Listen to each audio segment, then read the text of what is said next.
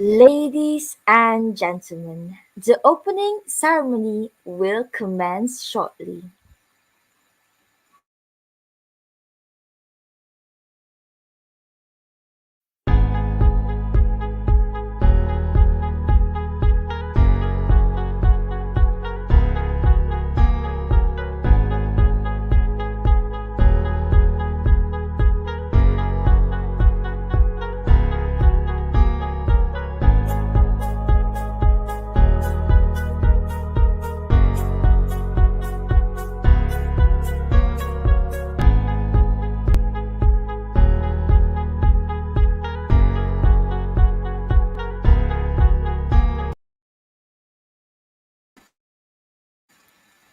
Assalamualaikum warahmatullahi wabarakatuh and salam sejahtera and a very good evening. My name is Alpha Johan and I will be your main host for today and tomorrow. Before we begin, I would like to begin by welcoming Professor Madya Dr. Abdullah bin Ibrahim as the Director of Students Development Holistic Center PPHP of University of Sultan Zainal Abidin. Mr. Yo Jiao Hao, the Program Director of International Webinar on Education X COVID-19 Pandemic, and to our beloved participants. A warm welcome on to the opening ceremony of the International Webinar on Education X COVID-19 Pandemic. I hope everyone is in their best of health. For your information, the webinar is organized by Perwakilan Pelajar Beruniform UniSZA PPBU in collaboration with the Faculty of Languages and Communications Students Association UniSZA. Thus, on behalf of PPBU and Falcom, I would like to extend a very warm welcome to everyone here today. Thank you for your willingness and participation for our webinar for today and tomorrow.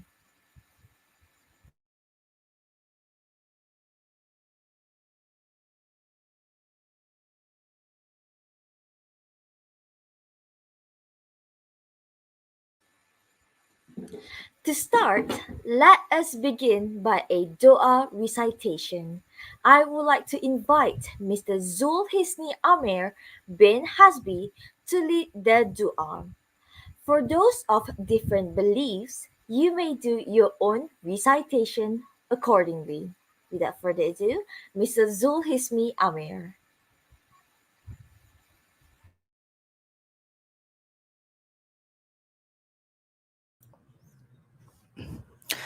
بسم الله الرحمن الرحيم الحمد لله رب العالمين والعاقبة للمتقين والصلاة والسلام على سيدنا محمد وعلى آله وصحبه أجمعين. Ya Allah, Ya Rahman Rahim, we express our gratitude to you for allowing us to attend the launching ceremony of International Webinar on Education as COVID-19 Pandemic. Ya Allah, Ya Alim, Ya Hakim, we ask you for the safety of our religion and the welfare of our body. Ya Allah, Lord of the implementing authority, may the days that we're going through starting with your mercy, continue with your blessing, and end it with thy forgiveness. Ya Allah, grant us faith and strength in order to face the challenges of life. Show us guidance and adjust our path to achieve happiness and glory. Ya Allah, bless us our life in this meeting and gathering, and prevent us from harm and unfortunate events. اللهم اجعل جمعنا هذا جمعا مرحوما وتفرقنا من بعده تفرقا معصوما ولا تجعل اللهم فينا ولا معنا ولا من يتبعنا شقيا ولا مطرودا ولا محروما. ربنا آتنا في الدنيا حسنة وفي الآخرة حسنة وقنا عذاب النار. صلى الله على سيدنا محمد وعلى آله وصحبه وسلم. والحمد لله رب العالمين.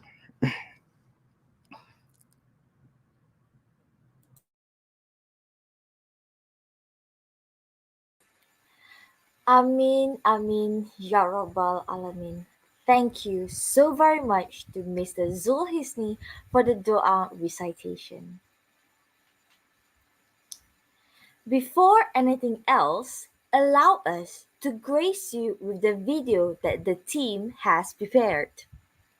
The video montage is called Students' Opinion on Online Learning.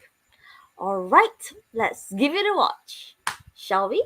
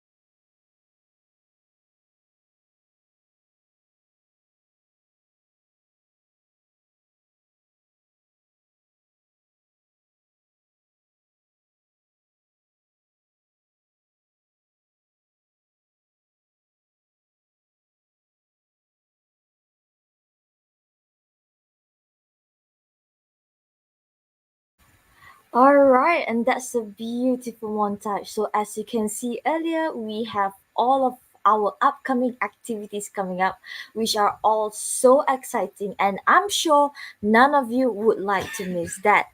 We have three different kind of talks with three different panelists, which are all are highly experts in their own fields.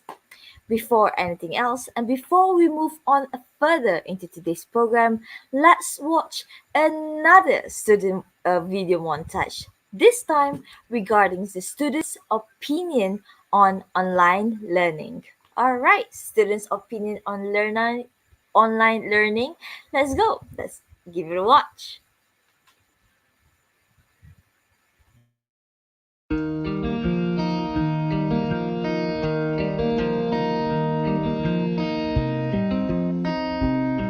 Okay, so I think studying online is more flexible mode of learning and conducive learning environment compare face-to-face class. For me, when you study online, we can save our time lah. Mostly our time we can make our time spend wisely. We don't have to go to class. We don't have to wake up early, so that the time we use to go to class or to prepare for school to go to class, we can use it for so many things such as reading book or finish the assignment and so on. I think the most benefit are I can save my money. Second, I can handle my time management. I think we can reduce our time and save our energy to go to study place.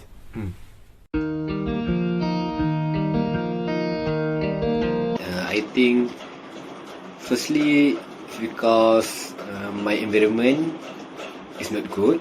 Secondly, my internet is not good too. The challenge I face when I'm studying online is like poor internet connection and a little bit problem with family issue. Okay, so of course distraction everywhere because maybe I'm the eldest one. There's plenty of challenges that I face, but the biggest challenge that I face during the online classes is connection problem. We all have the same problem, right? Whether we use Wi-Fi or we use data and so on, we still have our problem connection. The challenges I face in online class is mostly time management, and I cannot contact with my friends about the group studies on.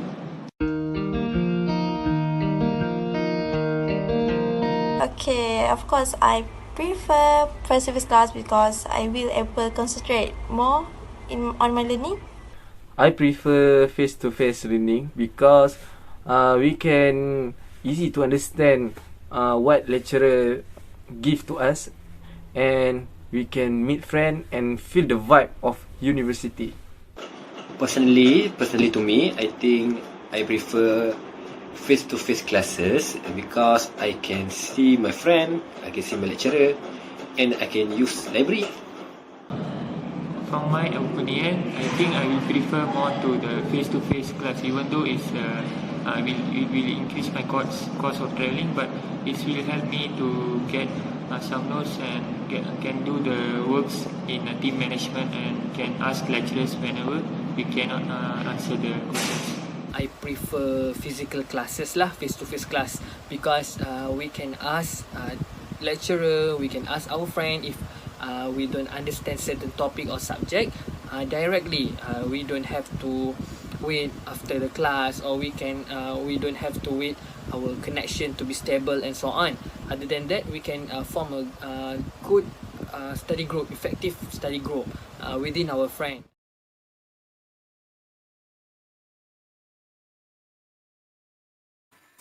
Wow, thank you so much for that video montage.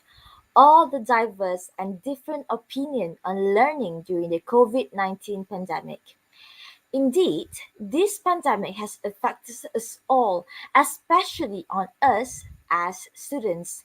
Some prefer online classes and some prefer physical, each to his and her own opinion, and they are all extremely valid.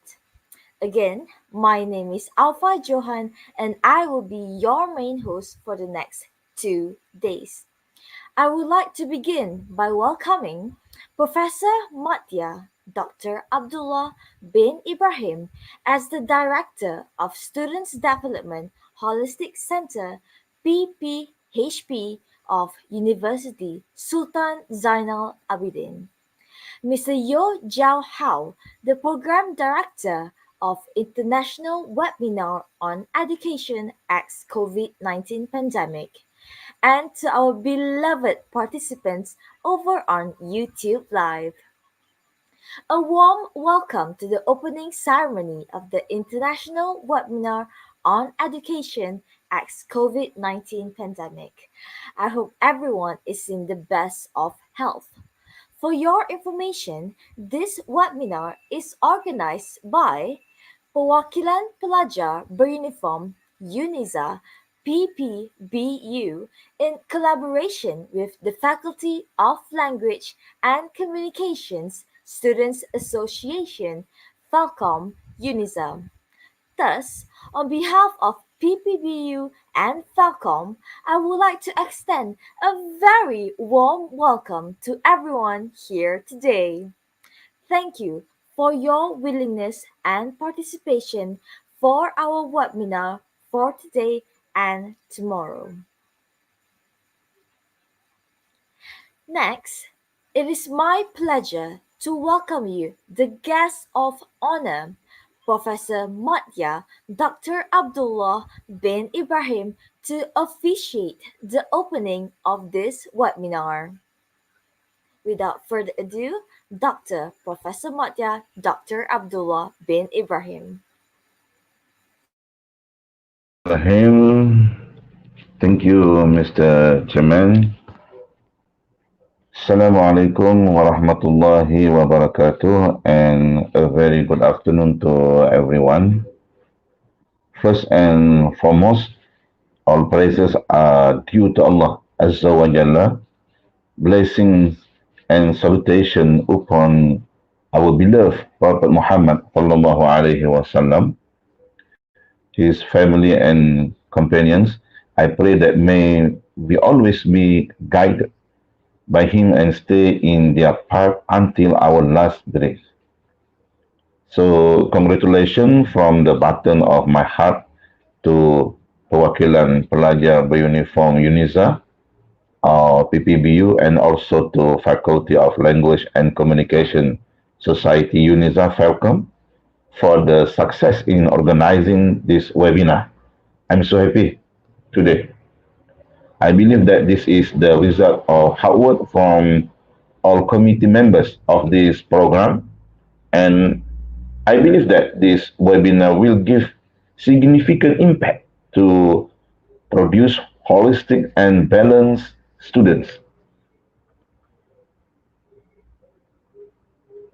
Ladies and gentlemen, the COVID-19 pandemic has changed education forever and has resulted in education institutes shoot all across the world.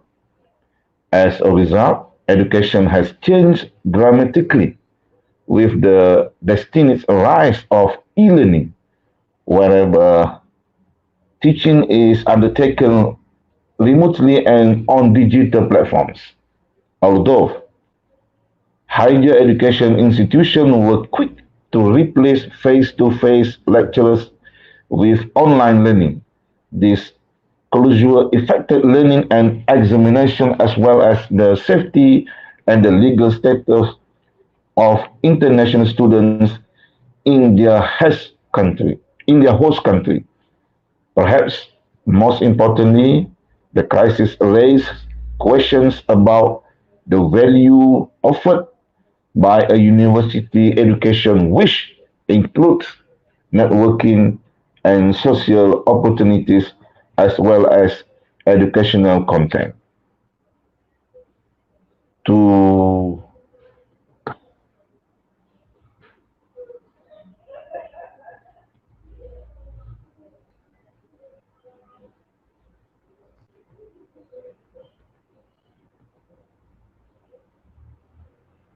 To remain relevant, universities will need to revamp their learning environment so that digitalization expands and complements student, teacher, and other relationships.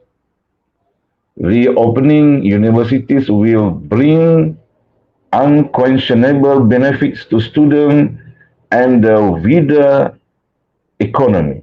In addition, it will bring economic benefits to families by enabling some parents to return to work. Several steps can be taken to manage the risk and trade-offs, including physical distancing measures establishing, establishing hygiene protocols, revising personal and attending policies, and investing in staff training on appropriation measures to cope with the virus.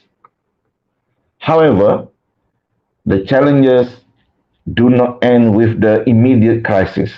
In particular, spending on education may be compromised in the coming years as public funds are directed to health and social welfare. Long-term public spending on education is at risk despite short-term stimulus package in some countries.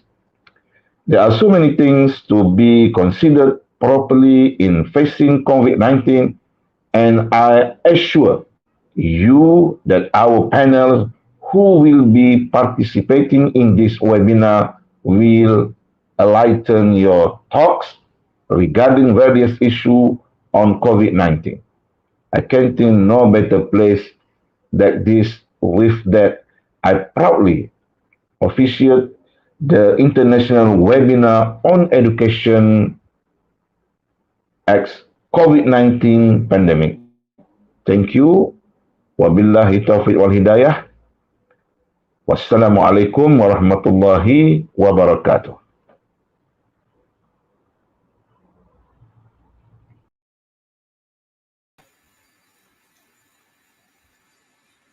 Thank you, Professor, for that wonderful speech. Your words are really enlightening, and I find it delightful when you mentioned about the pandemic has definitely changed everything we know about the world. What was once deemed normal is no longer what we know of it and is used to. We have to adopt and adapt to remain relevant, just like Professor have said. With this, the webinar has officially begun, and the excitement is far from over. Our first session for today will be a talk in the title of New Normal: How has COVID-19 pandemic affected the education at 2:30 p.m. with Dr. Siaw Yan Li.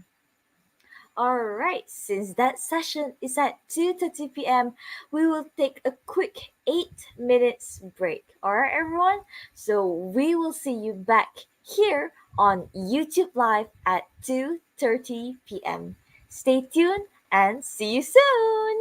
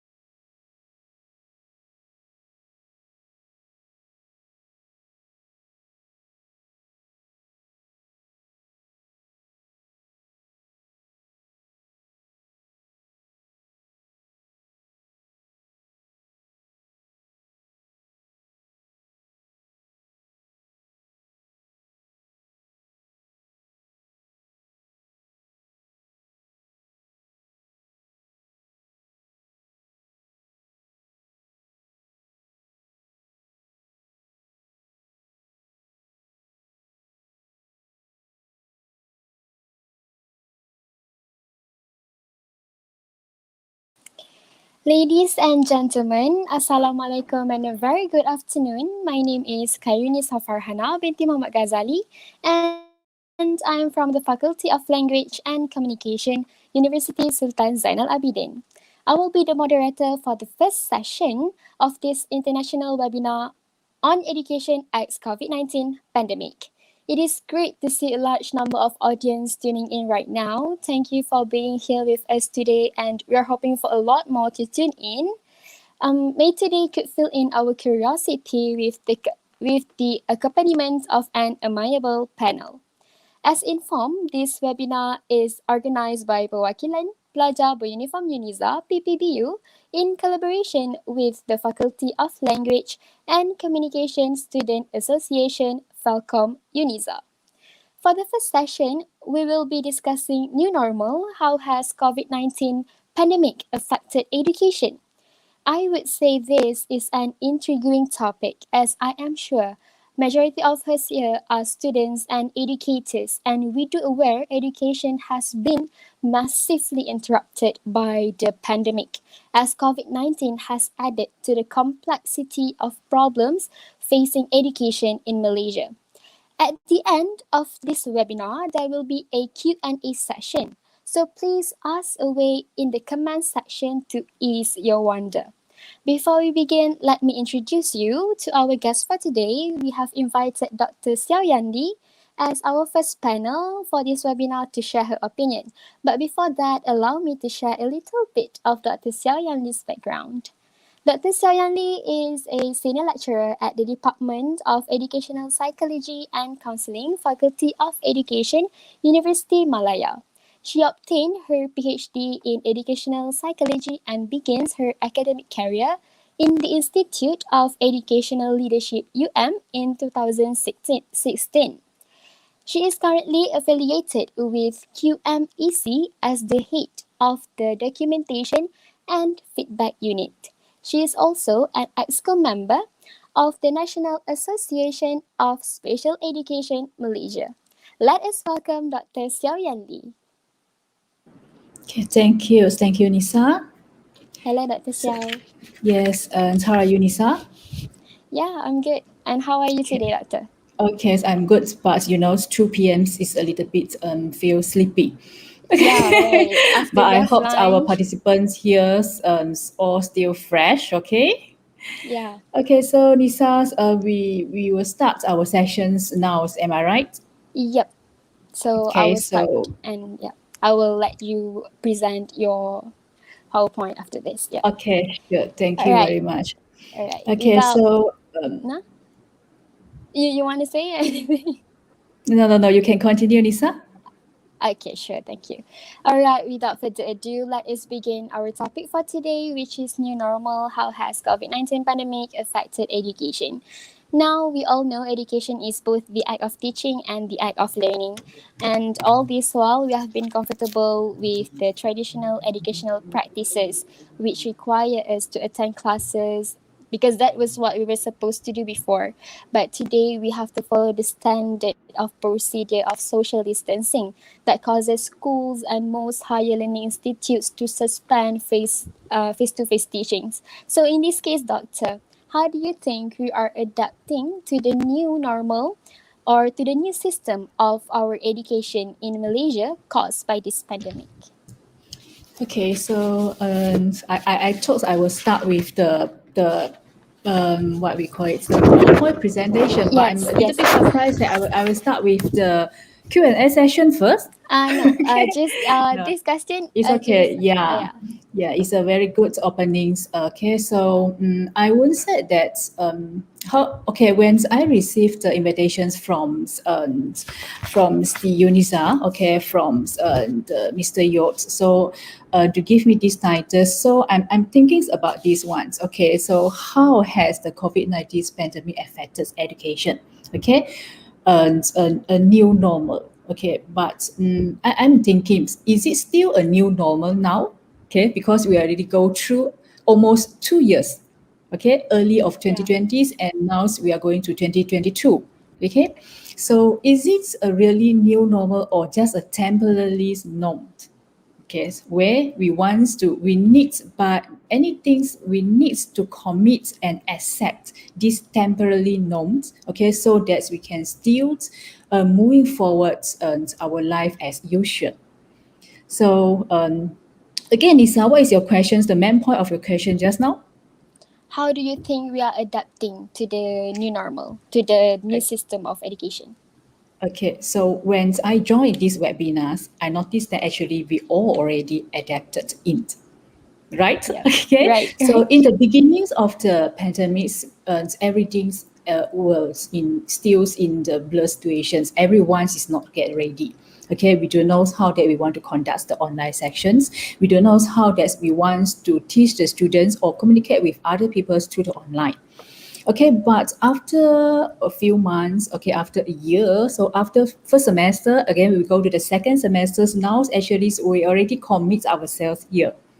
Okay, so we start now to use every different platforms, even the YouTube live, okay, to communicate with different people in the national and even the internationals. So indirectly, actually, we already accept and adapted ourselves, commit in this new normal. But the coming normal is another norm. Okay, so we you see at the beginnings, okay, from the physicals we go to the online. We feel that we worry that we can't, and then now we already convenience. We can do anything online, and then suddenly the next semesters we are going back to the campus. Another new norm, hybrid. Okay, it's not go back to the conventions, teachings and learning situation, but the hybrid situation. So we are keep moving forwards to a new norms, from one norms to another norms. So for me, we all can adapt it, but how far that we can commit ourselves and how far that we get ready and what kind of challenge that we face and how we work together, this is another issue that we need to discuss. Yeah, I do agree with you. We keep on moving forward to be Yes. able to adapt to new things. Yes. So, yep, I will let you do your presentation right now.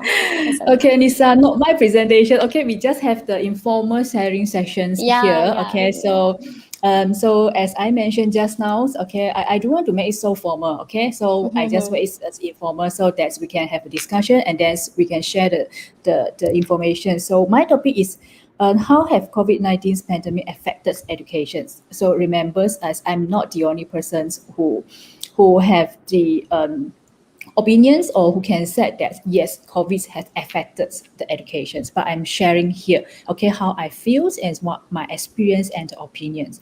Okay, so Nisa, can I share my PowerPoint? Yeah, sure. Okay, Go so ahead. this is the first time I share my PowerPoints live, okay? So I don't know what will happen, okay? This is a challenge, okay, when we do it online. Share screens, okay, I hope I'm in the right situation here. So can you see the PowerPoint? Yep. Yes. Yes. We can. Okay, but I can't see your face, Nisa. Okay.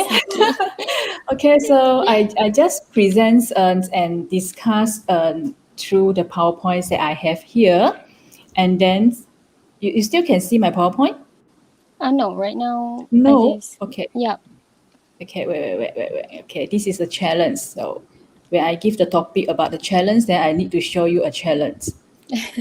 And we need to overcome the challenge. Yes, okay, I think now better, right?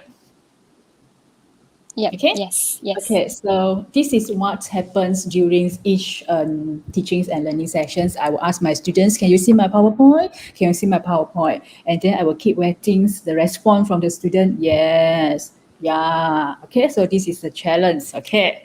So now this is the topic as I mentioned, and I'm Dr. Sales. Okay, good afternoon to all the online participants here. Okay, I hope that my presentations or my sharing session won't make you feel sleepy in these Saturday afternoons.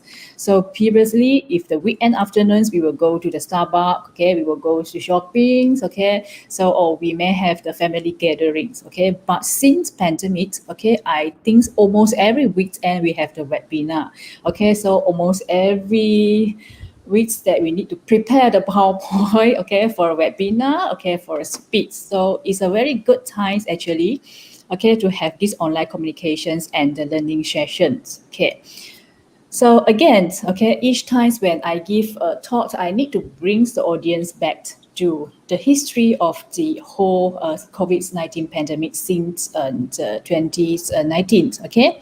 So as we know, the first case reported in Wuhan, China is 1st of December 2019, and then slowly, when it's go to the early of March, okay, it starts confirms that by the WHO to announce that the COVID-19 as a pandemic. So, and also in Malaysia, we start our new lifestyle. Is a COVID lifestyle. Start 18th March, where we start the MCO in Malaysia. Okay, so from March to April, so slowly they have a lot of countries announced that they are going to lock down. Okay, which is the MCO, the same meaning as the MCO in Malaysia. And this is the data that I get these mornings. Okay, so you see, so every time when I give the talk, I need to update the data here. Okay, so every time the same PowerPoint, okay, I will explain and then go here. So you can imagine that each time when I give the speak about the COVID-19, okay, sometimes it's every week, every 2 weeks. So when I update the data, it's really feel like, oh my God, when it will stop. Okay, sometimes it's increased triple and even more than 100% the figure here. Okay, so it is a bit like worry. I hope that one day I can stop. Okay, so I don't need to against report the case increasing the figure. Okay, we all pray for that. So, and this is the situations in Malaysia. Okay, as I mentioned, we start the MCO on the 18th of March 2020. So this is the case. Is a very sad figure when each time I update in my PowerPoint. So we have different MCO. Okay, we have the conditionals, movement control orders, enhanced movement control orders, targeted enhanced movement control orders. We have the administrative enhanced movement control orders, and also we are in the recovery movement control orders now. So this is what happens. Okay, now it's a national recovery plan. We have phase 1, we have the phase 2, phase 3, and phase 4. So from here you can imagine, okay, how far we go. Okay, how many things change in our life from the MCO to now, okay, the recovery plans. At first, last month or last few weeks, we are still in the phase 1. And now we are in the phase 2. Okay, so we hope that in the early of the next year, okay, we can in the phase 4. But remember, each phase 1, phase 2, phase 3, phase 4, they have the chance of the lifestyle. Okay, so phase 1 we can't do this. Okay, phase 2 we can do this. Okay, so every phase, okay, you need to go back and check against the website what I can do and what I can't do. So every time is a new norm. Okay, that's why I say all this is a temporary norms because it keep changing until the situations become better or go back to the normal. But whether we still can go back to the situation before pandemic is still a question. Okay. Okay, we see this is a new lifestyle here. Okay, we are now is can please stay at home. Okay, so you don't go to travel anyways if possible. Okay, because the situation is still not stable. Okay, people have practiced the social distance. Okay, and then we start to have a lot of activity online. Okay, not only the teachings and learnings, but also the webinar, conference, meetings, everything. If possible, we do it online. Even those in some companies, they are works on site, but actually they are sit in their own room, okay, their own table and chair place, and then they are do the online meeting. Okay, so this is the very a new situations happens in the company. Okay, you all comes work, but we don't have the face-to-face meetings. Okay, we have the online face-to-face meetings in your own office. Okay, you sit in your own chair, your table, your working table. Okay, and then we have the e-shopping online. So even the situations now is better, but if you notice, okay, the online business are still increasing. People already becomes a norms that they were Googles, or they were search, they were Grab. Okay, even the Facebook, all the advertisements, the Instagram, all the advertisement is about the online shoppings. Okay, so everything is becomes easy now. Okay, this is why I said whether we can go back to the situations before the pandemic. Okay, is still a question here, because we already go through all this. Okay, almost a 2 years time. So from a normal life, okay, we won't say a normal life, from a previous life, okay, we go to a new lifestyle, okay, because who said that which life is a normal, which is not? No, okay, we will mention that we go to the previous, okay, from the previous lifestyle, okay, then we move to another trends, we move to the new lifestyle, okay. Okay, so we go back to the topics for today. Okay, we have the brief about the COVID-19, okay, the situations, how it changed our lifestyle. So definitely we know that the COVID situations have affected, okay, different fields, okay, not only the educations, but on also the industry, so factories, everyone's, okay, and every businesses, every industries has affected by the this pandemic. Okay, but for today's, I will only focus on the education system, which is the higher education institutions. Okay, so my explanations is maybe more on the Malaysians content. Okay, it's not go far to the Western countries or the international level. So I'm sharing with the participants here is more on the situations in Malaysia. Okay, what we have faced and how actually we handle the challenge that we faced during this pandemic. Okay, we talk about the online learning system. Okay, everyone's mentioned about the online learning system. Okay, actually online learning is not a new. Okay, before the pandemic, okay, we already implement online learnings in our teachings and learnings. Okay, we call it blended learning. So in the same times, we have the physical face-to-face, we also have the online face-to-face. Okay, or we have the physical face-to-face with some activity online, for example, forums, okay, discussion online. So we are using a blended learnings where we put in the online, the e-learning components in our conventions and teachings and learnings system. And in Malaysia, actually, the online learnings already implements and start introduced at late of 1990.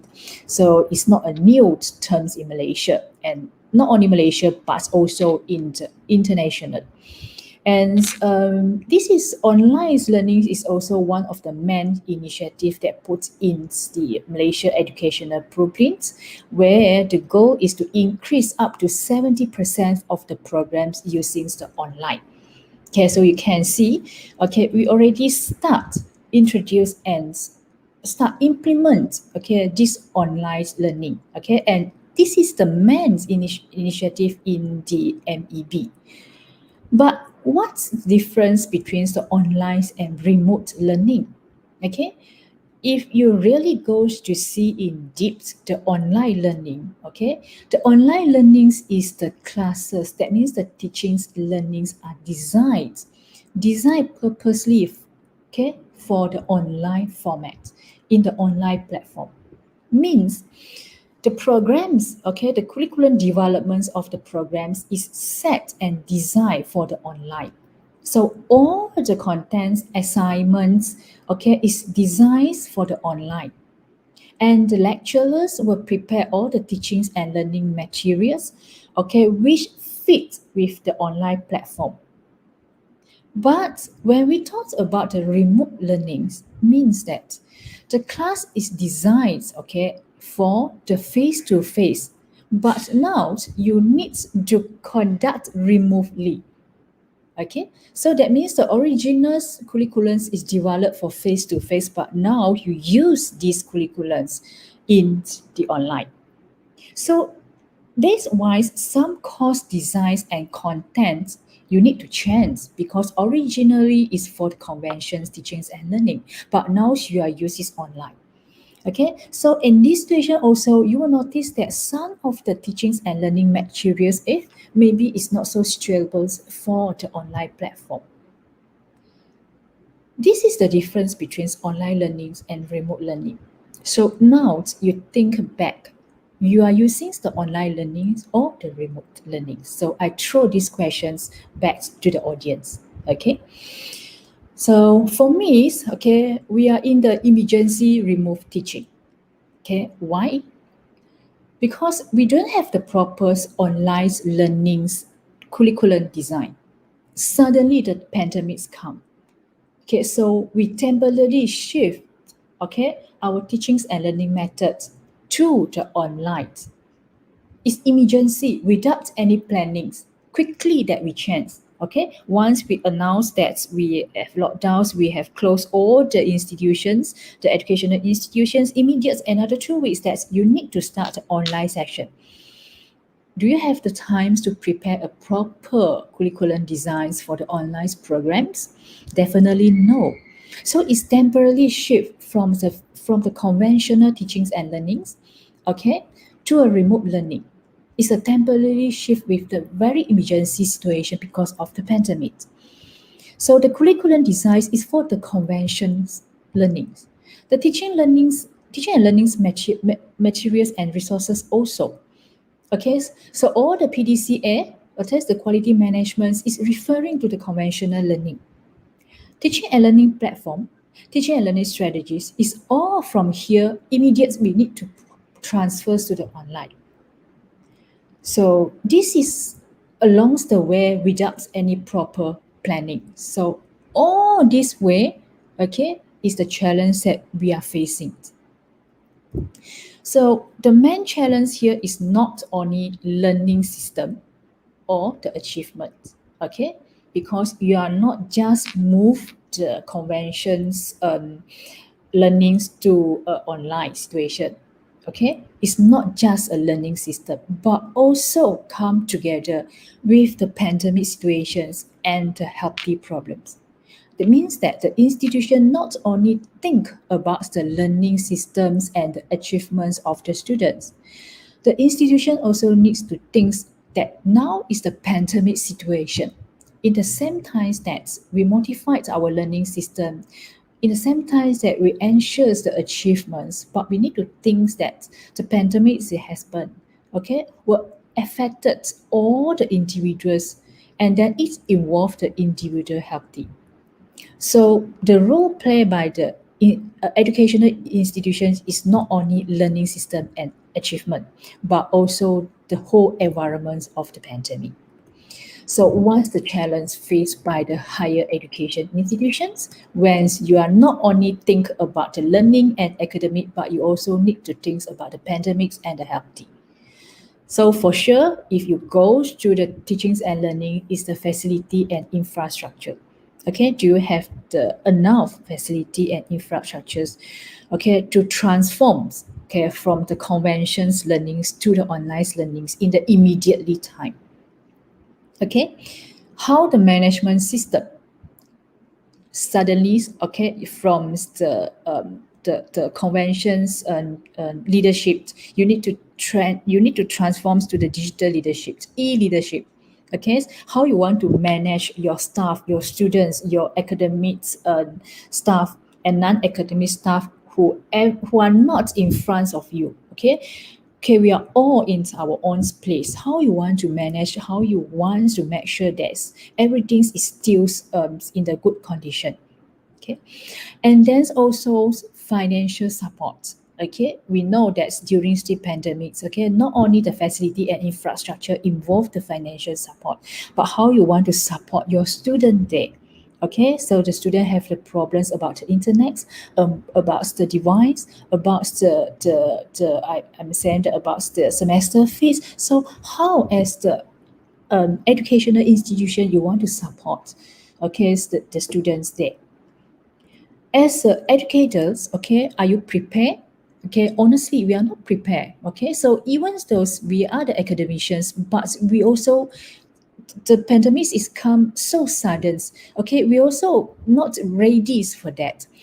So the educator is not prepared. So, but we are the person who need to lead the class, the online class. So we need to be prepared. So this is the challenge that faced by the educators, I mean the lecturers in the higher education institution. Okay, so as the educators, we need the institutions to support. Okay, we can't do it alone. We need the guidelines from the institution. We need a proper platforms from the institutions. Okay, so this is the institution support. So when we go to the pandemics and healthy, as the educators, we are the humans also. So we also need the family support. Okay, so the family and friends need to understand our roles. Okay, they need to support us. So because educators also are humans. Okay, so when go to learner, that means a students. Again, when go to the humans, okay, we are not prepared. Okay, we are not ready for this situation. So as educators, we need the institution to support. As a students, there needs the institutions and the lecturer to support, and also against a family support. Okay, just now, if not mistaken, during the opening session, so one of the students, you interviews the students about the challenge faced by the students during the online session. So I did notice that one student mentions about the family issue. Okay, so you can see the family support is very important, okay, for students during this online teaching and learning sessions. So when we talk about the strategies, okay, of course, the higher education institutions need to have a very good teaching and learning guidelines, because it's a suddenly move from the convention situations to the online or the remote learning. So they must have a very good teaching and learning guidelines. Okay, there needs a workshop and the trainings, because not all academics and non-academic staff ready. They don't know how to handle the class, okay, immediate online. Maybe they don't know how to use, okay, even the platforms, the online platform. Just like just now, I want to share the slide, then I don't know how to share. So all this, we need the workshop and the training, okay. And then also the financial and the mental health support, the financial support for the students and the mental health support for the students, and even the academics staff. Okay, because during the pandemics, your problems is not only from the work. You have a lot of problems also from your family, from your community. So all these will direct and indirectly impact the whole teaching and learning session that you conduct to your student. Okay, and also will also affect the students' learning situation. So the institution needs plays a very important role for the mental health support. Okay, they must have a very good prepare a very good SOP, and of course a crisis management, facility and infrastructure support, and also the e-management. For the educators, okay, of course, you need to accept and understand the change, okay? So when we talk about the readiness, that means you need to accept and understand, okay? Readiness means you ready in terms of cognitive, emotions, and behavior. So the individuals won't success, or the individual won't commit if they don't have a readiness to accept and understand.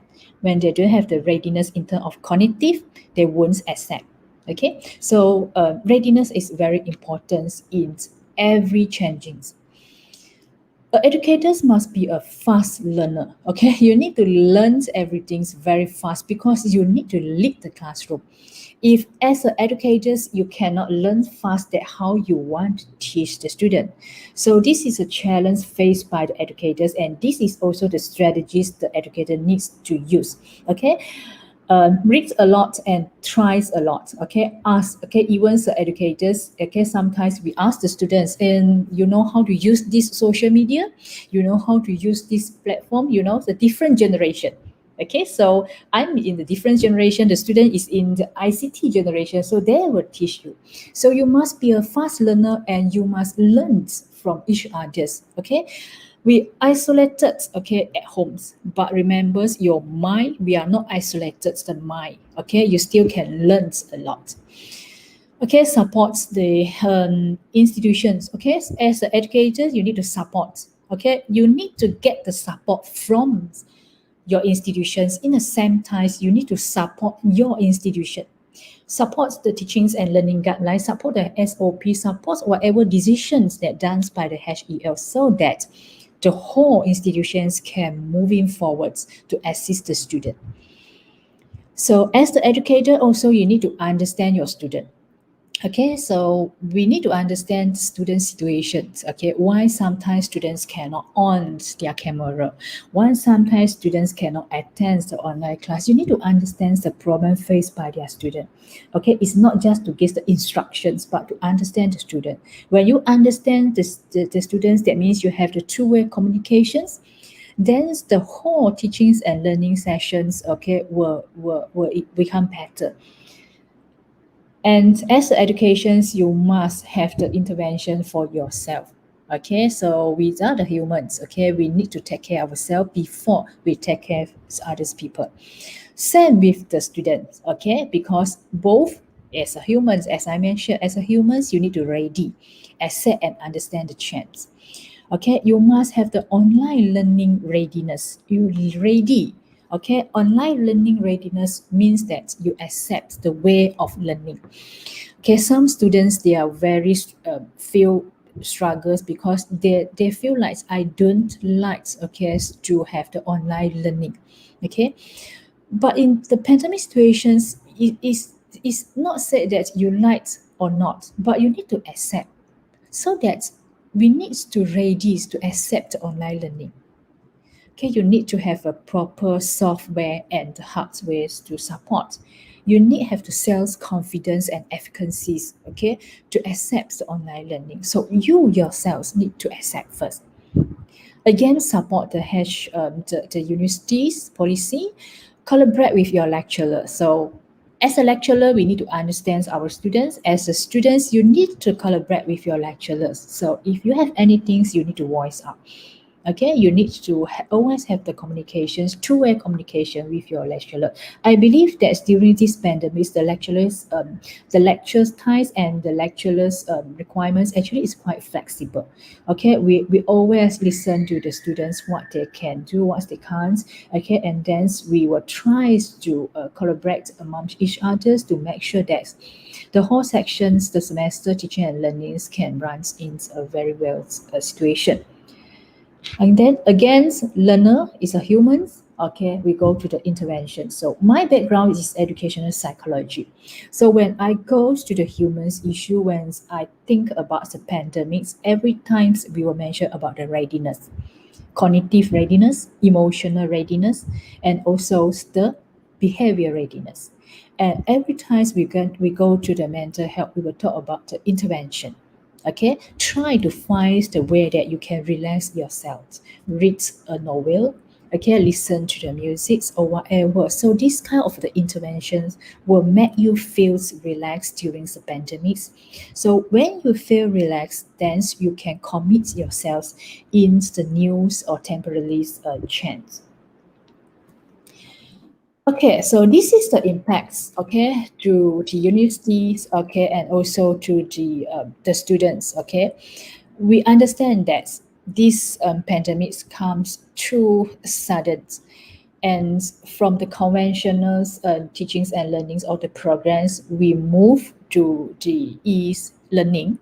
So a lot of hard skill and soft skill developments affected by this pandemic. Okay, especially the students in the cohort during the pandemic. Okay, the students who is the new intake but still have no experience in the campus, okay, actually they have a problems, okay, to get a proper hard skill and soft skill development.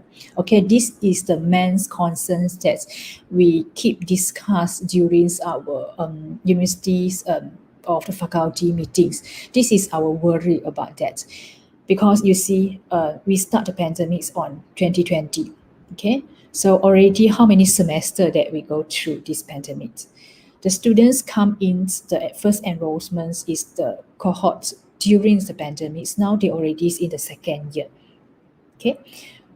And the students in the second years during the pandemics, now they are going to the third year. So they may have the problems, okay, in terms of the hard skill and also the soft skill. So we need to tackle these issues when the coming semester opens, okay, as soon as possible. As education, what we can do, we are trying to do this. Okay, in the same times, okay, we also may have the problems, and some university they have the problems for the graduations and enrollments rate. Okay, about the GOT, because some students they may defer one semester because of the family problems, because of the financial problems. So indirectly will affect the graduation rate here. Okay, and also enrollment rate, especially for the postgrad students, the master and PhD. So this indirectly will also affect the university KPI and the institution's achievements. For example, the rankings, university rankings. Okay, so all this is related, and indirectly also the employability. We have no ideas. Okay, so how far the employability after this pandemic? Okay, we can't see the percentage of the employability now, because this is a long-term impact. Okay, so the student in first year now, second year, and the third years. So the employability percentage maybe you only can measure after that. So how we want to assist this group of the students, how we want to make sure that they have the good soft skill and hard skill during the interviews and in the working place is very important. Okay, some again, if you remember, I mentioned that our programs is a conventional program. We design the teaching and learning strategies and also the materials is for these conventional teachings and learning. Okay, so whether the component of the hard skill and soft skills can transfer to the students through online teaching and learnings is the things that we need to question ourselves and think back. Okay, a lot of questions that I throw back. Okay, so along the way we learned and we improve from the challenge and we commit in the new normal life. Okay, so it's times another new norms to come. Okay, as I mentioned just now, from 2020 go to 2021. Okay, we accept for the new norms. Okay, and then we commit ourselves. Now we need to go to another new norms, hybrid learnings, in the coming open semester. Okay, not only the higher educational institutions, but also in the primary and secondary school. So for the student, this is another new norm for them. Okay, so at first we avoid, okay, we stay at home, okay, MCO, we avoid. Now we need to accept, okay, we need to face it. Okay, so they have a lot of things that the higher education institution needs to consider and think. We need to have a proper SOP to make sure that they don't have the new cluster after that. Okay, a proper SOP, whether the facility and infrastructure is ready for the hybrid. Okay, how many classroom and lecture rooms that you really have the enough monitors and the facility for the hybrid situation. Okay, so a proper teaching and learning guidelines. Okay, because you have two groups of the student there. Okay, how you want to manage. The educator need to ready. Okay, so are you ready to conduct a hybrid classrooms? And also the students, are you ready to go back to the campus? So are you ready to take the, it's not to take the risk, but you need to face, are you ready that, okay, to have to go back to the physical classroom, but with a certain SOP there? Are you worried about some things? Okay, so all this is the challenge that we need to face, and we need to accept that when we go to another new norm. Okay, so the importance is the institution's leaders. Okay, the leader need to think a very good strategies and policy. Okay, and then the university must have the teams, okay, to settle all this. Okay, do you already set up the teams here? Do you have the proper internal support? Okay, the internal support is not only facility but also the humans. Okay, your educators, your staff. Do you have the external support? Okay, from the ministry, financial support, and then from the families, stakeholders. So all these were the new challenge come for the coming semester. Okay, so the challenge is not only happens in the institutions, okay, it's not only for the academic staff, but also for the students and their family. So now go back, okay, to the slide before. See, okay, we have the new norms. Just temporarily, we accept the pandemic, the MCO lifestyle. We wear the mask, we have the social distancing, everything. Then we have another new norms here. We learn, okay, we can go up, okay. So we need to learn to change the lifestyle, okay, e-business, online learning. Now we go to another new norms. We don't know this is temporary of the permanent, okay. We need to commit ourselves in the pandemic lifestyle, work on site, back to school. Then what happened in futures is we are still don't know the situation yet. So you can see, okay, then each times that actually is a new environment and new lifestyle for us. Okay, we are trying to commit, to accept, and to change ourselves, okay, in this situation. So we learn and we change, okay. When we set some things, we don't look for only the negative, okay. Sometimes they also have the positive, okay. As a psychologist, we need to think positive, okay. So through all these situations, actually we already improve indirectly the ICT, okay. If you think back, okay, before this maybe we don't have the good infrastructure and facility, but now we have improved the ICT. And then we become a digital readiness. Last times we don't know how to conduct a webinar, okay. So now we can do it, okay. So everything will go to the digital, okay. It's not a new thing for us. We already can commit and do everything through the online.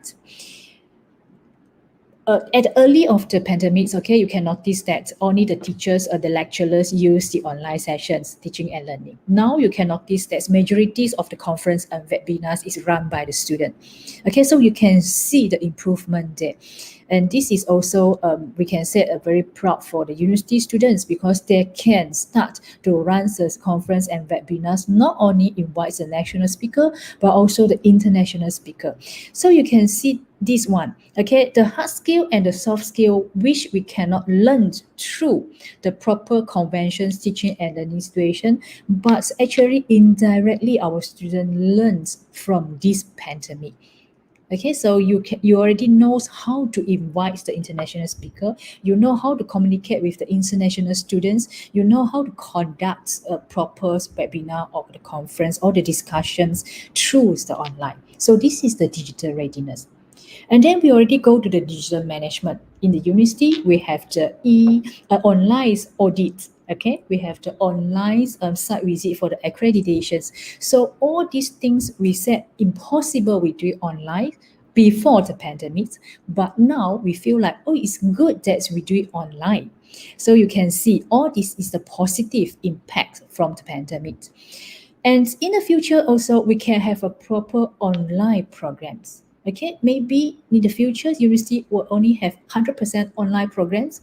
Okay, we have the online university, okay, where we can have the international student, one class have all the students from different country. And then the students only comes online and then they have the certificates through the online, the whole online sessions. So this is all that we need to think and we learn from this pandemic. And this also bring us, okay, to become a global university. Okay, we have the international university here. So we connect all the people. So we learn all this from the pandemic. Okay, so thank you very much. So this is my sharing session. It's not a presentation. Okay, I just share. Okay, Nisa. Thank you so much for Yes, that I stop wonderful share. sharing session for Thank our you. Is it too topic. far? Too No, fast? no. That's Thank you just very right. much. Yeah. Thank you. I'm sure I could totally agree with this is the chance where we could sharpening our skills in, being good in technology, because we keep on exploring how to use Yes. this one, to use this application that we never know before. So yeah, Yes. I could say that we could take this as a chance. Yes. And I'm So, sure so the just audience, like Nisa, like today you have the yeah, international webinar. Am I right? yeah, Yes. yeah, So you have right, the speakers from Singapore and also the Indonesia. So right. if not because of the pandemic, maybe you also have this kind of discussion, but maybe it's just in the campus, right? Only Yes, with the yes, students in Malaysia and the yeah, speaker in Malaysia. But now you see, so this is the very good impact from we learned from the pandemic, and yeah. congrats, you successful on that. Thank you. And I'm sure the audience also had quite a lot of input they could take from the sharing session just now.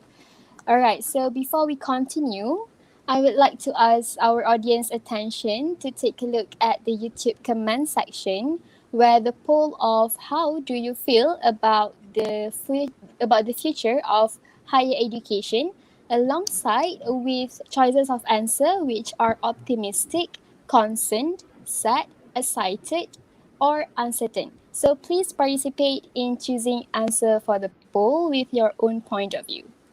All right, so let's get back to the next topic, which is, as you said just now, educators has to be the leader for the students in order for us to be able to cope with this situation. So, as an educator yourself, what are your experiences of having difficulties in education during this pandemic? How do you adapt to, or how do you face the difficulties? Okay, thank you, Nisa. Okay, it's a very big challenge for me, okay, at the beginning of the pandemics, honestly, okay, because I'm not the ICT people, okay, so I'm the old generations people. It's not like you okay, and the postgrad or undergrad student now, okay. So I asked my sons how to use, okay, how to use the Google Meet, okay, how to use the Zoom. So it's really challenge, okay, Nisa, believe me. So, and then another thing is about the teachings and learnings. Okay, before this, we go to the classroom. Okay, the learnings and teachings materials is all refer to the physical face to face. So we need to restructure against all the teachings and learning material. I can say the first semester I feel like um, dissatisfied with the way of the teachings and learning, okay, for myself, okay, because it's the way that we need to understand the whole online session first. Okay, it's like the experience for us. I believe not only for the lecturer but also for the student. Okay, so we try explore, and then slowly only we change the I start change my teaching and learning material and even the strategies. Okay, so that how to make my student feels more excited, okay, when during the class, okay, how to make sure the student engage during the class. So all these things is the challenge. So Nisa, the big challenge is all when all the students off their camera. Okay, during the teaching and learning session, they were Because there's definitely no off. response. Yes, they were off Yeah. their camera, and then when I asked the questions, like all silent. So you need to think Mm. how you want to tackle this issue. Okay, so is it sometimes the lecturer will feel like, oh, is it I'm so bad? So everyone will off the camera. But this also a very cute situations when you go back to the faculty, okay, during the faculty meeting, you will notice that actually all the lecturer also off their camera during the meeting. Okay, so I can say that this is a culture, the Mm. Malaysia, so they feel like malu, so they don't want to on the camera, so they just listen. Okay, it's just like in the class, they don't want to see the lecturers. They worry the lecturer was called their name. So this situation happens. So I won't say the who is wrongs, because even the educators during the meetings, they also off their camera. So we are trying to learn. So this is the big challenge that I face for the teaching and learning materials, the student engagements, and also the ICT knowledge that I need to improve. Yes. Yeah, thank you, Dr. Sel, for your answer. So I'm sure that must be tough because you will not know how the students react to what you taught, right? So Yes. yeah, since we are on the topic of struggles and hardships, I have to say both educators and students has go through such breakdowns for the past nearly 2 years of facing online distance learning. So our organizer has distributed a survey form for 144 students to share the challenges that has been bothering them, which emphasizes a lot of barriers. So yep. So there will be a sharing. Yep. It's a very good survey, right? Yeah. To know how the Yes. students are coping with the situation right now. So this is the examples of the tweets of the rants that they posted. Yeah, about the assessment also, right? Yeah, Yes. about the assessment Yeah, and yeah. We noticed that the students have a lot of how problems, yes, about the assessment, okay, yeah and also family yeah problems. So I have one mm-hmm. experience, normally I Mm-hmm. have the class, okay, I won't, after the class, I will be the last persons who left the sessions, okay, I will on my I still owns my what we call it the platform. So Yeah, yeah, the platform. Uh-huh. yeah, I wait for the students, okay, to left and to off the line. And then I have one student, okay, is online for about 1 hour after the class, okay, still Mm-hmm. online, okay, without the camera. So I keep waiting and chat, and then even in the WhatsApp group, I ask, where's the students? Where are you? So no response. So everyone's can't get the response. After 1 hour, only the student off, okay, left the room. And then the students apologized. Okay, she said that she have the problem because she want to send her sisters to the school. I think that times is they still have the school times or whatever. I can't remember. Yeah. So you can feel how hard the students, they can't Yeah. reject to the parents say that I cannot because I want to join the online learning. So sometimes the Yeah. parents To the don't understand. request. Yeah. Yes, yeah. So and then as educators in this situation, this is why I mentioned you need to understand the situation, the student situations. Okay. So in Mm-hmm. my class, I will let them know that if you have the problems, you want to leave early, or you cannot attend, so you just let me know so that I will allow this kind of things. Okay. So I noticed that Nisa is not here. Is it my connection problems or Nisa problems? Okay, this is the challenge faced during the online classes. Okay, have a proper digital, poor internet. Yes, the internet problems, not able to manage time management, unmotivated. Okay, lost and hard to focus. So I have made. Okay, so you can see all these majorities is come from the environment. Okay, facility, the environment, the family situations, no connection. Yes, Nisa. Yeah, sorry. My internet It's connection okay. just No got cut worry. off. No worry. This is the online problems. We understand. Yeah. Okay. Just now I mentioned from here we can see what is the main Yeah. problems that actually faced by the students during the online classes. Yes. So the question is, as you can see, this is a problem, right? So what Mm. is your advice or solution you could offer to the students when they face these kind of problems? Okay. So if I go through the problems here, I can categorize to two. One is the facility. Okay, another one is the support. Okay, support means here is the parents, okay, and the family, because I did notice that my I have a lot of many sleepings, and then hard to focus. Okay, and then I don't have the proper I think it's a device. So the learner, okay, I mean the students needs to have a good readiness. As I mentioned, the readiness means that you need to prepare your own soft and the hard way before you start the online situation. Okay, so I understand some family situation is not you can't have the proper internet and also the device. Okay, so try to communicate with your lecturer. Every university, they have provided a certain budget for the students. Okay, we will identify the students in University Malaya. I believe other university also send. We will identify the student who have the problems on the data plans or the device, and then we will submit the names to the faculty and even the university so that they can come up with a good solution for the student. Okay, but again, we cannot help all the students. So this is what I think that the families need to come and support, and the lecturer need to understand. For example, if the students don't have the proper internet line, okay, data limited, so maybe the students, you need to allow the students not to join every online classes, but you need to assist the students on another platform. For example, WhatsApp or emails the material, or you can assist the students through the email. Okay, I did have the students that they cannot attend or they cannot on the camera because of the data problems. So my concern, if you don't voice up your problems, people cannot help you. Okay, so for the family stance, you need to discuss with your family. If you cannot settle the family problems, you need to let your lecturers know this situation. Okay, so it's a very subjective situation to say that you have a good solution. It's case by case. Yeah.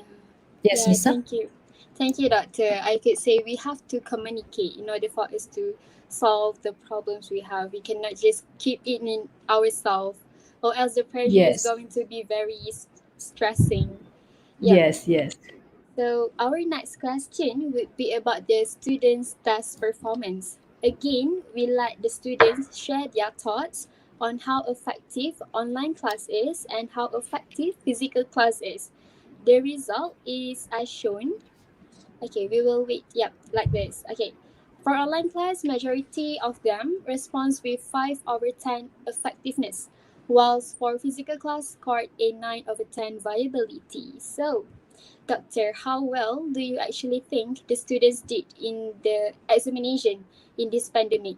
Did they perform better or they perform poorer? Okay.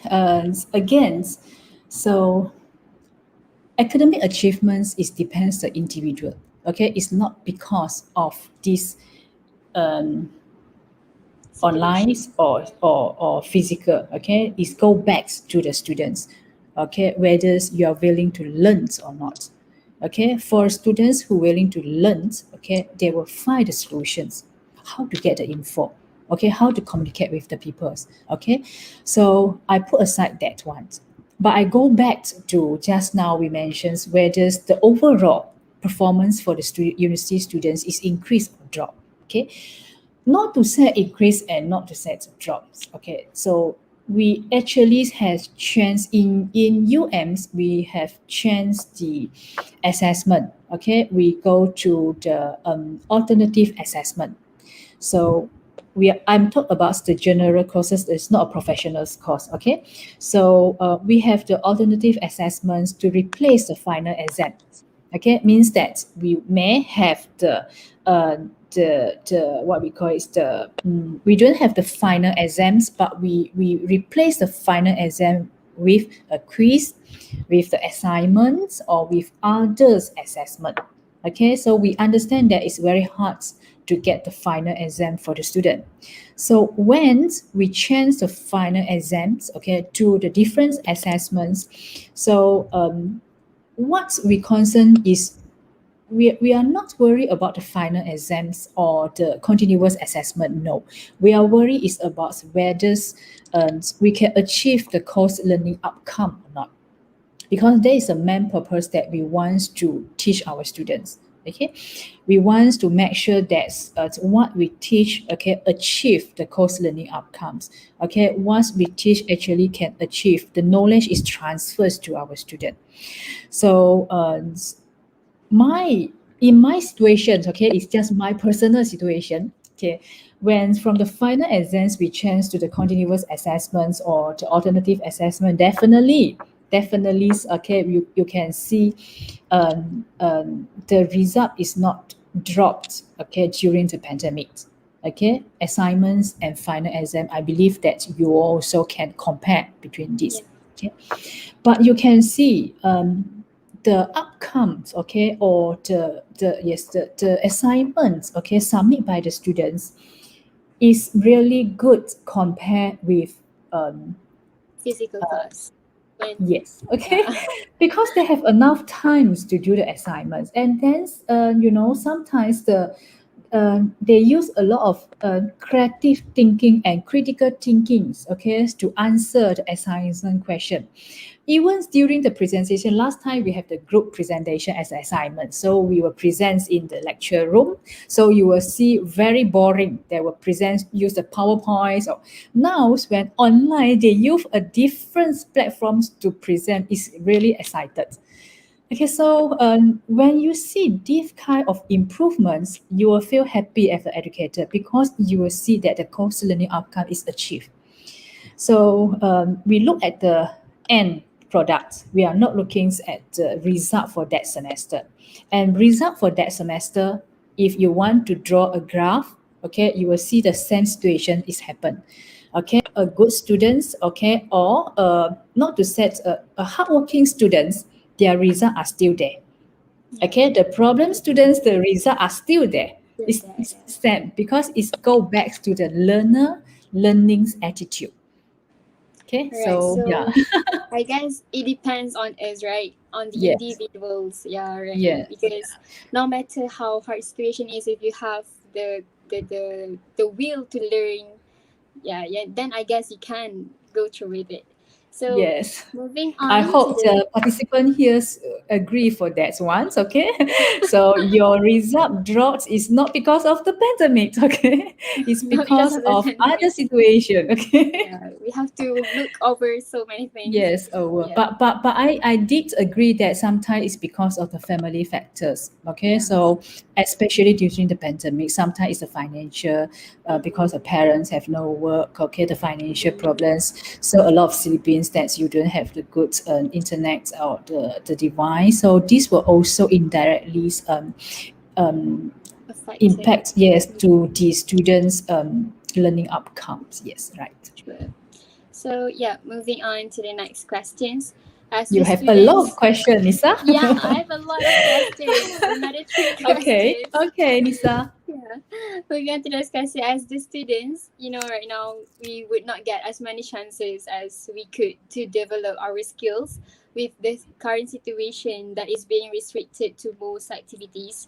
So what can students do to remain competent or be outstanding in both academics and soft skills to prepare for their careers in the future?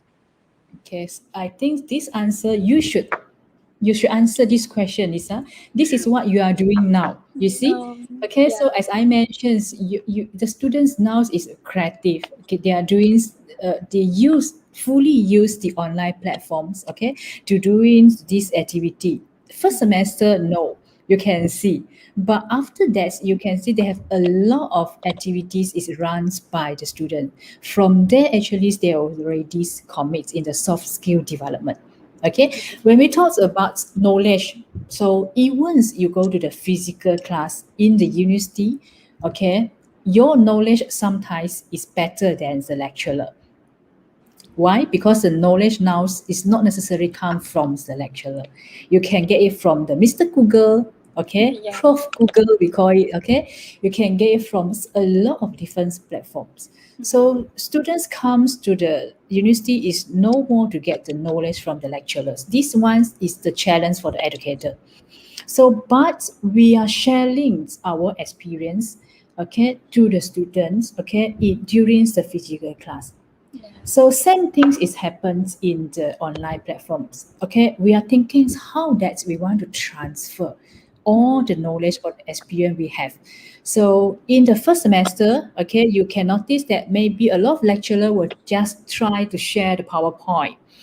Okay, but after that, you will notice that the lecturer will say, okay, I will share you the PowerPoints, then we have the discussion during our section.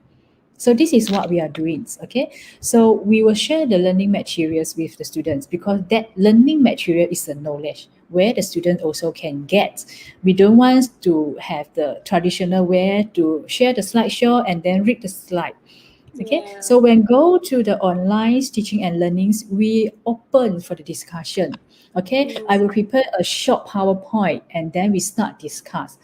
Because only through the discussions you can share your knowledge with the student.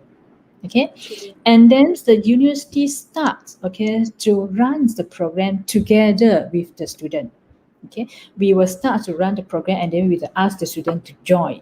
Indirectly, student learn the soft skill, even though the program is online.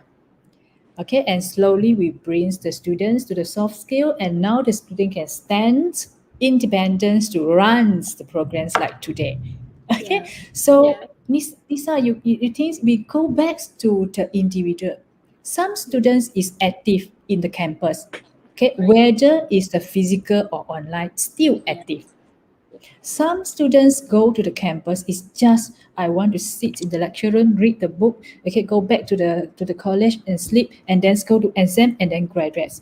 So even in the physical and the online, the students are passive. Yeah. Right. Okay, so it depends the individual. But what I want to mention here, especially to the audience or the undergrad student or postgrad student here is always remember, okay, the main reasons you go to the university is not, okay, to learn about the knowledge, okay, but to learn the experience, the whole journey of the experience in the campus. Join the activity, know the people. You join the activity, you learn the skill. You know the people will be your friends and even will help in your career in the future. Okay, so you don't think that you go to the university is to learn just to get the certificates, okay? So this is also the problems that I mentioned just now. We worry about this group of the students, okay, during the pandemic. It's not about the knowledge, but it's about the skill. So when we see the students run the program like this, then we feel happy because we know that you all learn the skill now. Yeah. Okay, Right. so yeah, this is what we see from the whole situation. Yeah, right. So, with that being said, Doctor, do you think there will be any opportunities in the future for the education sector and educators as well as the students in this new normal? Because we don't know for certain what will happen, right? So, yeah. So what you means here, Nisa? What I kind mean, of opportunities in the education sector as well what as okay, so what you means is the future opportunity future opportunity for because the we are high uncertain for the students or for the higher education institution. for the higher education institution, for the educators as well as students. Okay, so if I go to general as my slide explained just now, okay, Yeah. from the pandemics, okay, because of the pandemics, we push ourselves, okay, to know about the digital. All this is good for us. It's the hard skill and soft skills for us. Okay, not only educators but the students in future because we know the trends in the future is the ICT. Okay, and then for the institutions, it's time for us to think, okay, where we want to go. It's no more a conventional teachings and learning situations, but maybe we need to think another way of the online. Okay, as I mentioned, you can have the online programs in the future. You can even have the online university now because we can have our teaching and learnings at home. So we don't need to meet each others. If you have this kind of situation, you can have the online university. Okay, you can have a lot of things. Is like I mentioned just now, online audits. We do it in the UMs. Online site we do for program accreditation. So all this is online. So um, this is all the opportunities that we can look for in the future through this pandemic. Okay, so to become a global or international university in the future. So for how to say for the and students, so maybe is the experience that they learned. Okay, so you learn about the skill of the internet, the digital skill. It's good for you to go in the future. So we have the problem from the industry last time is about the students communication skill and also the students ICT skill. okay, before the pandemic, okay, when we have the discussion with the industry. So now, okay, you see communication skill. Even though now is online, but you actually we are learning another communication skill. Okay, communication skill not only uh, verbal, but Yeah. also how you send the invitation letter, how you type, okay, how you smile with the people, okay, when I talk, how you look at my eyes. All this is a communication skill. So we are learning all these things through this online. So I believe that the students has increased indirectly their communication skill, okay, and also their digital skill. With these two skill is a very important soft skill that you need in the futures when you are in the career field. So yeah, this is the opportunity, but this is a non-stop, okay, because you see our next norm is the hybrid norm. So you will learn other things, and then we will notice another opportunity once we are there. Yeah. Okay, Lisa? So I would say we have to be flexible in adapting for searching for struggling, for searching for new Yes. challenges and have to adapt for the new opportunities. We have to be We need to ready. ready. Yes, Yeah, good we have word. to be ready We in need to be any at ready. any Yes. times, right? Yes, yes. So As thank an you so much, undergrad Doctor. students, postgrad student, undergrad, or the university students, you are matured. Okay, so you are the university student, so you need to always get ready in facing any situations. Then you will be success. Yeah. So finally, Doctor, this will be our last question for you. Yes, Lisa. And it is related to the poll that I've asked the audience to choose at the beginning of our session. So the poll is, how do you feel about the future of higher education? And right now, the highest vote is concern with 40%, followed by optimistic, excited, and sad. But that is what the audience think. So what do you think would happen to the future of higher education in 5 to 10 years? Okay, so again, I think it's the same. Yeah. Even though not a pandemic, okay, Mhm. for a university, they need to keep think about Mhm. futures. Okay, Mhm. it's because why the man's um, task, okay, the role played by the university is to produce a next leader generations for the Yeah. country. Okay, Mhm. so every 5 to 10 years, they need to think the new strategies, or they need to change their strategies, their visions and missions to make sure that the students produced by the universities is aligned with the demands from the industry. Okay, no matter is pandemic or not, we need to Mhm. keep have this. So, um, 5 to 10 years. So go back to the answer just now that I Yeah. mentioned. Okay, So so yeah. what can you do now? Okay, so do we still need to go back to the conventions studies? Okay, do we really want to go back to the education system before the pandemic? Okay, or Yeah. actually we can has a hybrid, or we can have the total 100% online. Online. Yes, we Mhm. we do know. Okay, so if we want to have 100% online teachings and learnings, okay, what kind of curriculum designs that we need to have to make sure that the hard skill and the soft skill for the students achieve? So this is all that we need to think. So I'm not a person who can say that in the 5 to 10 years, but maybe, okay, the audience here is the future leaders in the educations that you need to think, because you experience the whole journey. Yeah. Okay, so you know that what you can do. Okay, students here, the graduate student here is a future leaders for Malaysia. Okay, for the countries, okay, not only national but international. You are the leader in the future. So from this experience, the whole experience of the pandemics, when you lead as a leaders in the futures, you think what you can do and you Mhm. can change. Okay, so I give this task, okay, to our fresh graduates, the future leader. Lisa?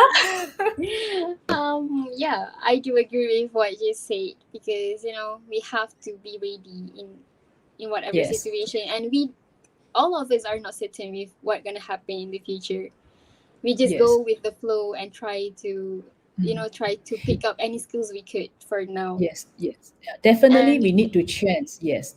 yeah, all right. So thank you, Doctor, for that, for the very insightful sharing session of our current education system in this COVID-19 pandemic. I'm sure knowing what's going on right now would be a big help for our audience and even me myself as a student Thank you. in taking necessary steps to improve in what we are lacking for an excellent teaching and learning experience throughout this pandemic.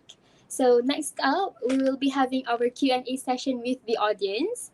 So for the audience, if you want to ask our panel regarding our topic for today, just put your questions in the chat box and I will read it out for you.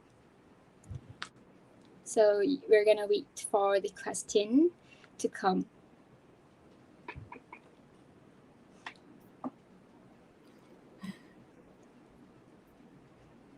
All right. No question. So I will keep asking my student, any question? Any question? If they have a question, I do have question for you, Doctor. Again, okay. Okay, What Lisa. do you think? Yeah. What do you think this institute and the faculty alongside with the students can do, can work together for a better future, in our education system? Yeah. What can the faculty and the students? Yeah. How can we work together to achieve So you mean about the pandemic or in the general situation? general situation in the future, like we Okay. would know? Yeah. Yes, good. So we call this as a stakeholder. Okay, so in universities, whatever we want to do, we want to get the support from the stakeholder, and also work together with the stakeholder. Okay, so not only the lecturers. Okay, I put it in a small group. Okay, in the faculty. Okay, not only the lecturers, not only the non-academic staff, not only the leaders, I mean the deans, deputy deans, but also the student. Okay. When we want to do some programs, okay, I go to the program first. Okay, we want to develop some programs. Definitely, we will go back, okay, to the student. We will have we will work together, have the interviews with the alumni, okay, and also the existing students. Okay, what that actually is unique. Okay, so what's the weaknesses or the strengths for the certain programs? Then we enhance from there. In the same time, also we work together with the industry. Okay, because as I mentioned, our main task is to produce, okay, the future's leaders, okay, and then is work according to the industry's demands. So we want to make sure that the programs, okay, is fulfill the requirements from the industry. So indirectly, actually, the faculties work together with the students, industries, and also academic and non-academic staff together in every curriculum development, curriculum design.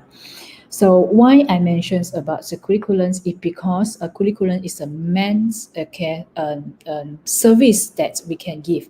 Okay, it's a product. Okay, and the lecturer or lecturer's teachings is a service. Okay, so the product and service is the most important things from the university to give to our customer. That means the student.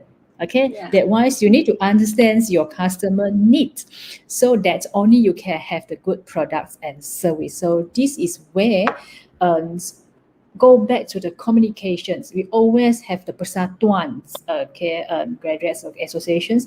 So from there we work together. So when you have the good communications and teamwork with the students, you can come up with a good product and service.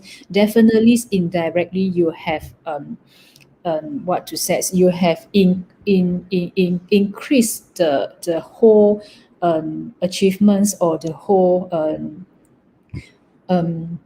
the faculty's rankings or the performance of the faculty. So this is how the university come from. Okay, from the student to faculties, then only that goes to the top to manage the whole university performance. Yeah.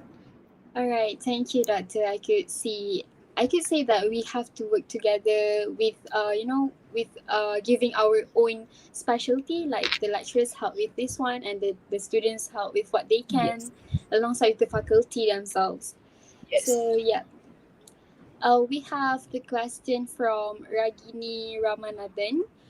What is your opinion about reopening university this October by following It's a very this? sensitive question, right? Okay.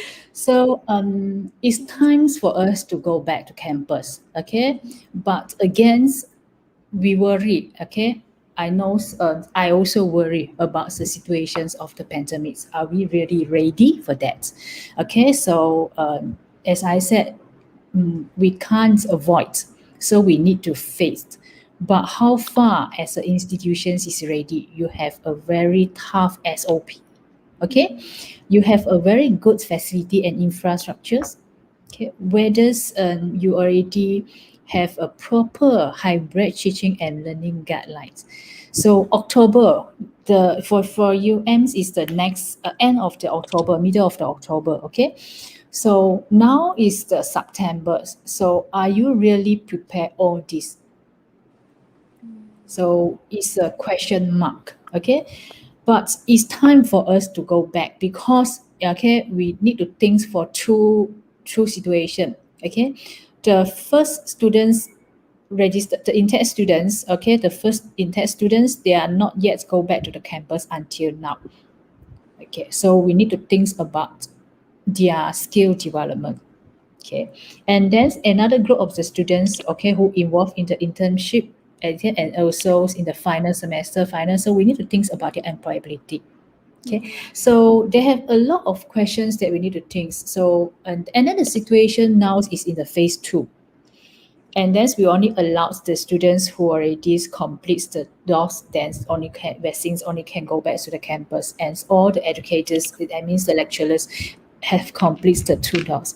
So we try to work together with the university, okay, to make sure that okay, everything is ready. As I said, we support the university. Okay, so in the same times that we use the hybrid situations, so we allowed only 50% in the physical class, another maybe is still online. So if we are not going to accept and commit, we don't know that whether we can or not. On it, you accept, okay? And then you commit yourselves, you know the challenge are, where are the challenge, and then you need to think how to handle. So nothing is perfect, come 100%, then only you can go. So I hope that we all work together to face these situations and then to learn and change in the same time. Yeah. So yeah, I hope that I cannot answer that is yes or no to go back. So when the situation come, we accept. As a psychologist, I always mentions that we accept, and then we need to think how to handle.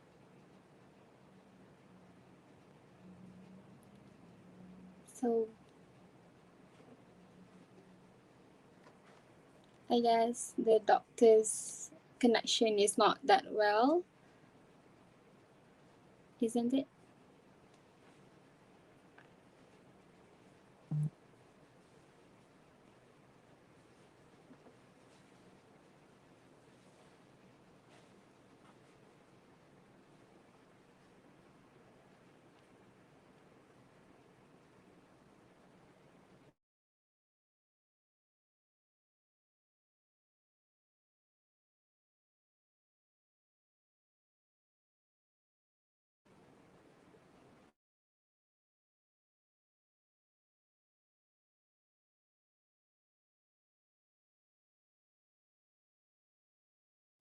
So we are hold on. We are trying to reconnect to Dr. Siaw. Wait a minute.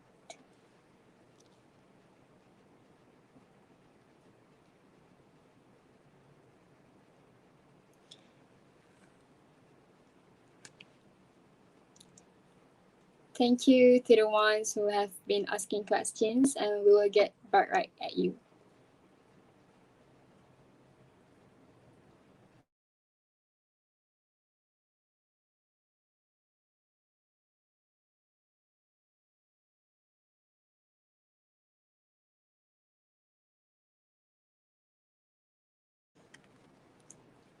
So for this entire sharing session, we have learned a lot. From what Dr. Siaw has shared to us, and yep, we probably have covered a lot of topics from every perspective we could take from the lecturers, from Dr. Siaw herself. So, and there's a lot of comments as well. Thank you for tuning in our live session for today. I hope this live session could benefit all of you. And I hope each and every one of us are making ourselves flexible with every decision that will be made in the future by the government for us to accept or to avoid. Yep. Hello, Doctor. Sorry, It's this is a okay. challenge that we face during the online, right? Yes, that's okay. That's fine. Yeah, sorry for that. I think it's because of the running, so the line have the problems. Yeah, same here as well. Sorry. Okay. Okay, so yes. So we are going to move on to the next questions, and So what is the question? This will be our second last question because we are running out of time. Okay, sure. It's from Nurul Najwa. She asked about because different people have different amount of attention span, and those with shorter attention span tend to lose focus easily during classes. So, what solution would be good to handle this problem? Okay. So always people will ask about the attention. Okay, so I assume means that this is about the online class. Okay, attention, is it online or the normal situation? I have no idea. So I talk about the online class first. Okay. Yeah. And yes, we understand that people won't focus. Okay, for me also, I will feel boring if you ask me to listen to the lecture notes for 3 hours. Okay, majority of our undergrads class is 3 hours. Okay, so what we can do as educators, lecturers, you don't give the 3 hours lecture, please. Okay, so I always only give about 1 hours or 1 hour 30 minutes if we have a very good discussion. Okay, because we know that the individual's attentions is limited. Okay, if you have a very attractive activity, then definitely can. People feels boring is because of the activity, okay, or the lecture. It's not because of their attentions. You know, people will ask me when we give the survey form, we have a lot of questions. Am I right? So people will say that why so many items? You know that people attention is how many minutes only. So I will questions to the persons who asked me this question. I will say that why you can go to watch a good movie for 3 hours, you won't feel boring. Okay, why I ask you to answer the question, you will question me about the attention. So it go back to how you attract the people. Okay, if you go to a very interesting lectures, so you won't feel that you have lack of attentions on that. So it's different. People have different amount of attention spans, but it's according to whether the things that you want to do is attract you or not. Okay, so if your lecture is boring, then I can't say anything. So, but you need to think that you want to follow the section is because you want to get the knowledge. So you encourage yourself, okay, to pay more attention. Okay, so as educators or the speaker, we think how that we make people won't feel like boring. So, but as a student, is your way that you maybe need to encourage yourself. Okay, I need to listen because exam is coming. Okay, okay, you need to think. Okay, so this one is go back to the individuals. But if in future, people let you know that I cannot pay attention or whatever, so you need to think back, reflect. Is it my problems? Okay, or is it her excuse to say that she cannot? Okay, so it is the situations now. So it depends the class. So as I mentioned, I won't go to the long lecture. I will let my students read the material first. Then during the class, I will have the discussion. So when you have the discussion, okay, so people will off their camera, right? So I will ask them to on the camera because of the discussion. Okay, if the lectures, the PowerPoint lecture, you can off your camera because of the data plans. If during the discussion, you need to on your camera. So when you on your camera, I can see all the face. So I can start make job. Okay, and I can start to say, hey, the blue color shirt, what are you doing? So in this situation, you attract the student. So people won't feel like boring, or they won't feel like they don't pay the attention because they worry suddenly the lecturer call my name. Okay, because they have the name there, Nurul, Nashwa, they have the name there, so I can call their names. Okay, so you as a lecturer, you need to think how to make people feels like attractive and won't feel like boring in your class.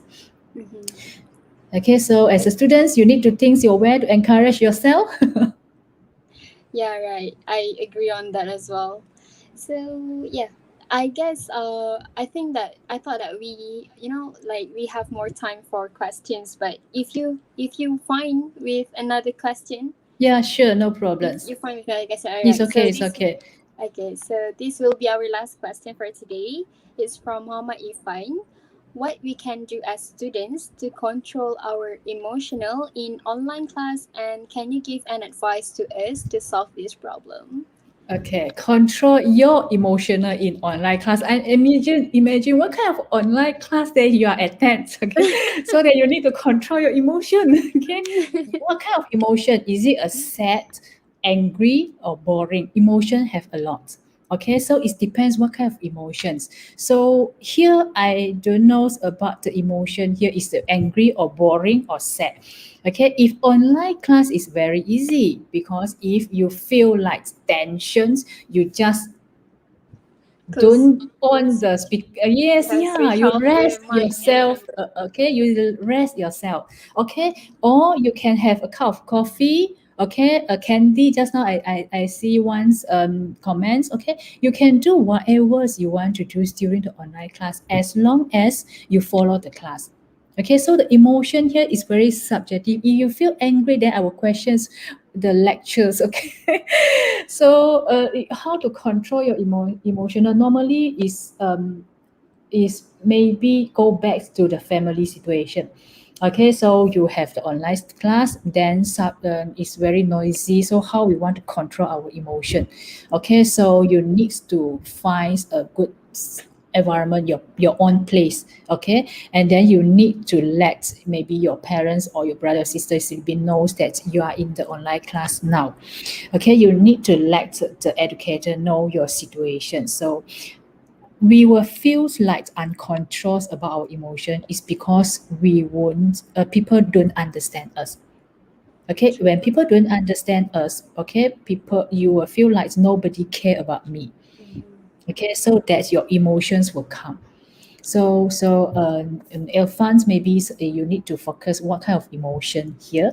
Okay, it's boring. Okay, sleepy. Okay, or angry. Okay, so then only we can see how to handle these emotions. Okay, if you feel like angry, so just have a cup of water, plain water. Okay, so I have the situations here. I hope I can share a little bit. Okay, so when I handle with the students, the hyperactive students, ADHD students, okay, their emotion is very aggressive. So I use this to my students, the normal students. Some students they easily feel angry, or they feel like so frustrated. So they will feel like that. So you cool down yourselves with the situations that you put your hand like this. Okay, I control. So people will see I control. And then you drink a plain water, just waters. Okay, you drink the water. Then you will feel that your body is cool down.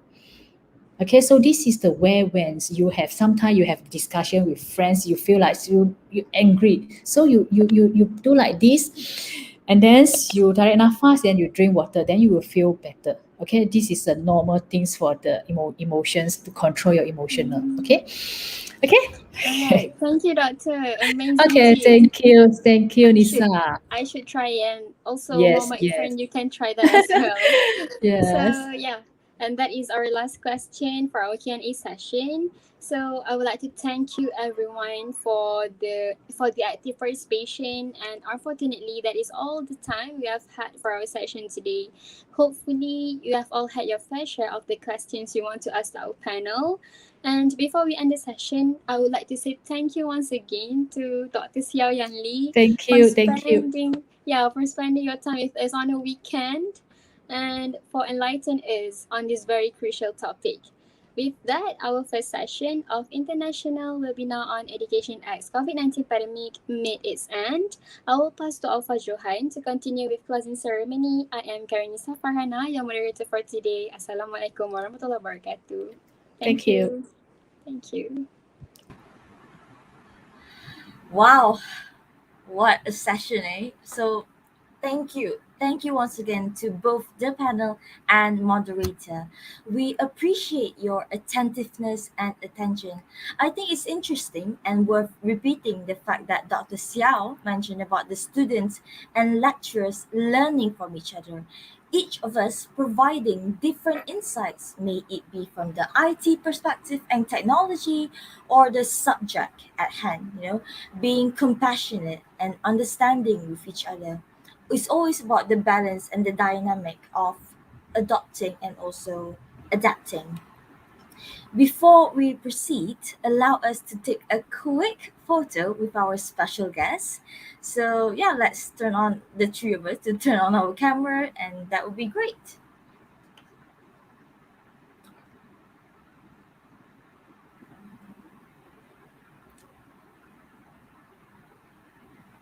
Right, ready? Hi to the program director, Mr. Yu. Okay, ready? All right, thank you, Mr. Yu. And then our picture session is done. We will continue the webinar tomorrow on the 19th of September with two more sessions titled Stress and Mental Health from the Psychological View at 11 a.m. to 1 p.m. Malaysian time, followed with COVID-19 pandemic, infection, prevention, and outbreak control at 2:30 p.m. to 5 p.m. Malaysian time. Before we end, I would like to take this opportunity to invite all UniSZA students to come and join us to become more aware and confident to speak in English and sharpen your soft skills. That is important, just like what Dr. Xiao mentioned.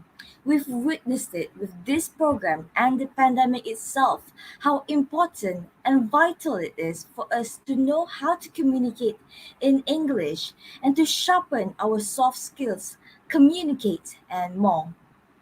You're not confident? Afraid of making mistakes? That's okay.